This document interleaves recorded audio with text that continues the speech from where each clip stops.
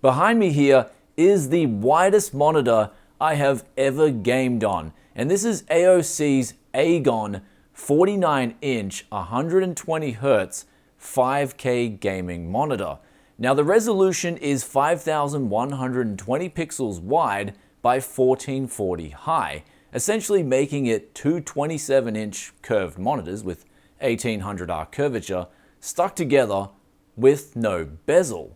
And I think that's the appeal of this monitor. If you're looking to get one of these, you're either one of four people, I think, or at least I hope, because there are other better choices out there, at least for the money, for different people. And we will get onto that after we talk about these four types of people. First of all, racing sims. If you are into racing simulation, this monitor does give you a very good experience.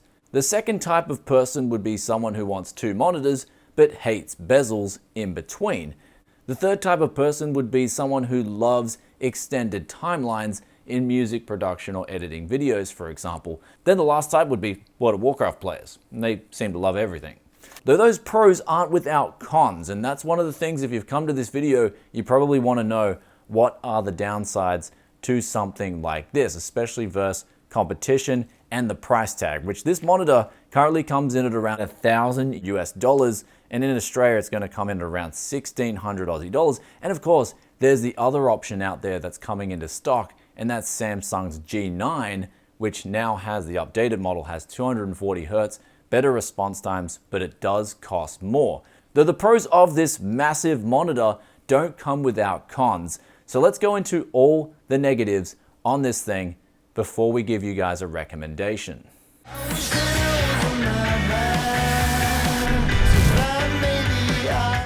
So going straight into the response times, which for me personally is one of the biggest things when it comes to especially a high refresh rate gaming monitor. This is 120 Hz, and it also supports FreeSync in the range of 48 Hz to 120 Hz.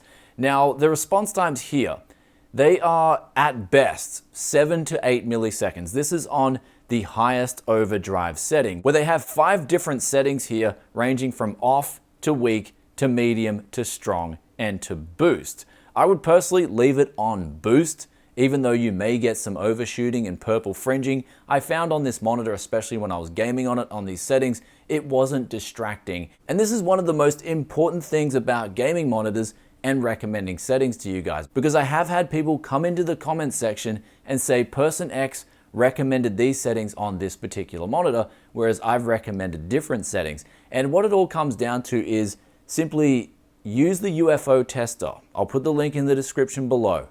Use your own two eyes and then change these overdrive settings to what your eyes think is best. So that's what I do. I also test it out on some games after I feel like the UFO tester has satisfied what I feel is the best, and then make sure there's no obvious and bad artifacting or noticeable purple fringing, for example. Though speaking of the response times, there is another setting within this called MBR, or motion blur reduction. The AGON 49-inch utilizes a technology that I just call red frame insertion, because when we put the 1000 FPS camera on this piece of tech, it shows red frames being inserted from, it depends on the range that you're going with here. It goes from 1 to 20, where the 20 has at 5.5 milliseconds of red frame insertion, basically no backlighting, and then 2.5 milliseconds of just normal frame, and then the weakest setting, 1, will have it at 6.5 milliseconds of just normal frames, and then 1.5 milliseconds roughly of red frame insertion. Though I found leaving this on 20 was a little bit weak in terms of brightness, I found my perfect medium for response times and MBR on this monitor was a setting of 10, and then putting the overdrive to max. So your mileage may vary, but that's just what I would do if I was using this monitor as my main. Though speaking of input lag, I measured here 2 to 5 milliseconds of input lag on this particular monitor right here. There seems to be a ever so slight amount of input lag, very minimal. Of course, you're in the exceptionally good range of input lag when it comes to measuring it on this monitor. The next thing we're going to talk about here is the HDR, which is printed on the box. HDR 400 is, in my opinion, basically a gimmick where you've got an 8-bit panel on this monitor. It's an 8-bit VA panel. And no matter what you do, you're not going to get true 10-bit HDR out of this panel. Even if it had 1000 nits brightness, it would still do HDR a little bit janky. So basically, in order to get true HDR content, you would want 1000 nits brightness, most likely, and you'd want a true 10-bit panel. The easiest way to tell if your panel is at least capable of working with true HDR is to turn this setting on in Windows. If you notice a significant, I guess, washed out effect on your monitor, then that means straight away just turn it off. Don't even bother with HDR on your panel. However, speaking of colors and also profiles, here's where things get very good for the AGON 49-inch, in that they've got a mode on here called Full Enhance, which I think gives the best sort of contrasty, vibrant look if you're into playing RGB, if you're into playing RPGs and also other titles where you really want to enjoy the monitor. This mode will do the job. It's also got the sRGB mode, and when I tested this with my color calibrator, the results were very impressive, coming very close to being color accurate out of the box. However, there is one catch to that, and that is it will only do sRGB at a hard locked 230 nits of brightness. But basically, if you wanted something for content creation and gaming or splitting two monitors, this monitor is definitely going to be a good consideration in that regard. Though speaking of brightness, this was also pretty good as well. I measured 479 max without artificially boosting the contrast, which I don't like to do because the picture is really unusable at these settings. And so realistically, the most you're going to get out of it is around 480 nits. However, there was some big variance in between parts of the monitor where we got a 16% variance from the center to the worst square on the screen. Ideally, you do want to have this at 10% or less, but at the very worst, you want to have it under 20%. Otherwise, your eyes will start noticing a bad experience. Though just when it sounds like I was giving this monitor a bit of praise, it then comes in with a curveball, and this is with the OSD. And honestly, AOC, this is some feedback for you guys. This is easily one of the worst OSDs I have ever used on a monitor, period. And the fact that this has come out in 2020, or I think this monitor was in development in 2019, the fact that this OSD made it onto this monitor really surprises me. First of all, there's no D-pad, which any monitor coming out in 2020, I'd like to see a D-pad on that monitor itself. But secondly, using the monitor, like sometimes you'll have this method where, okay, you've got the hang of it, but then you'll click left and that won't work, or you click right to lock in a setting and that won't work. And it really is one of the most frustrating OSDs to use. However, they do include a controller and that seems to work a little bit better. So if you do want to change settings on this monitor, I do highly recommend using the controller over the actual buttons on the monitor itself.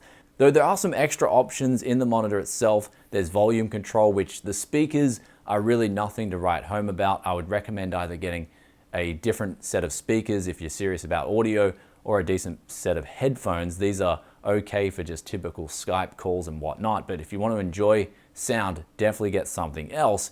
Though the last setting in the OSD that you guys will probably want to know about is their black equalizer or black booster. In this case, they call it shadow control. It really is just a gamma booster in all intents and purposes. I would just leave this on the default 50 setting out of the box. And even then, I don't know why they called it 50 when there's only adjustments of 10. So they just should have made it 1 to 10.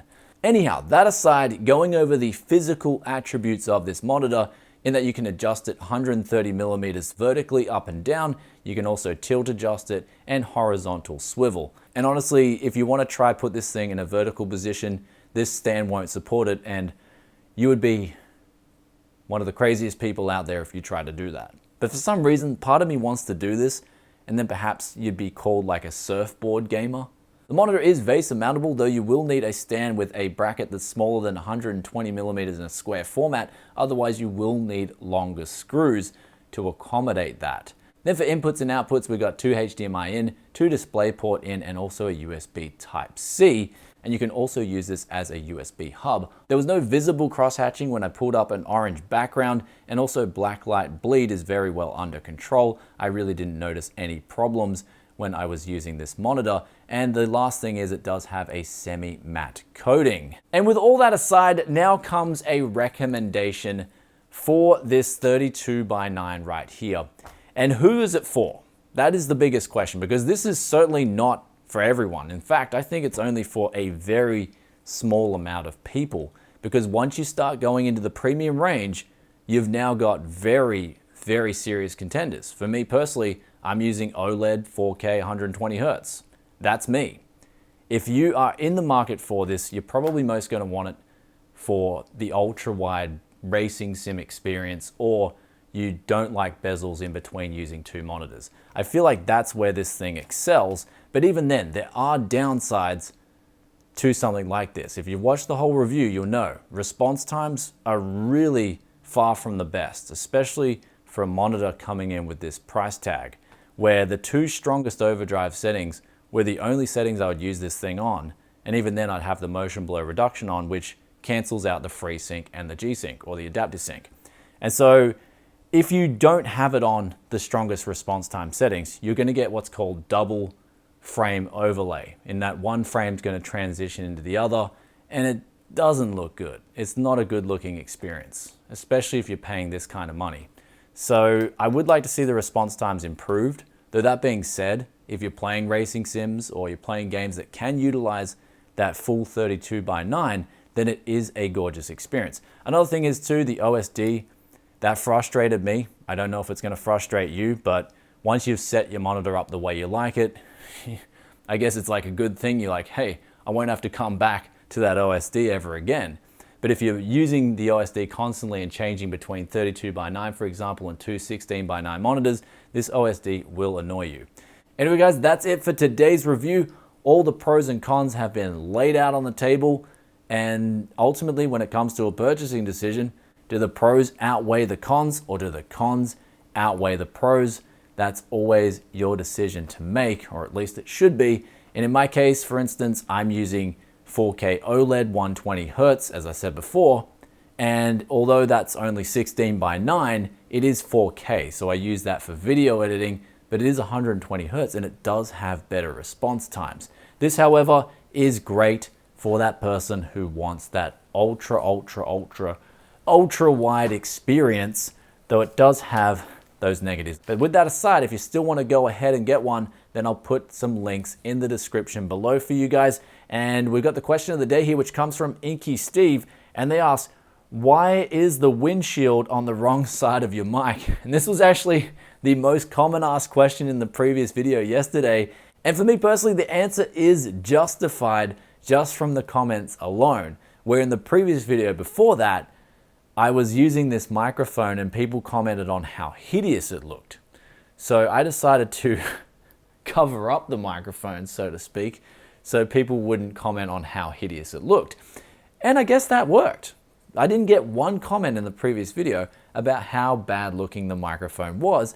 However, that was to the detriment of a new problem that arose, and that is, yes, it was the wrong side around, but perhaps it wasn't. Okay, I'm done. I'll catch you in another tech video very soon. Peace out for now. Bye.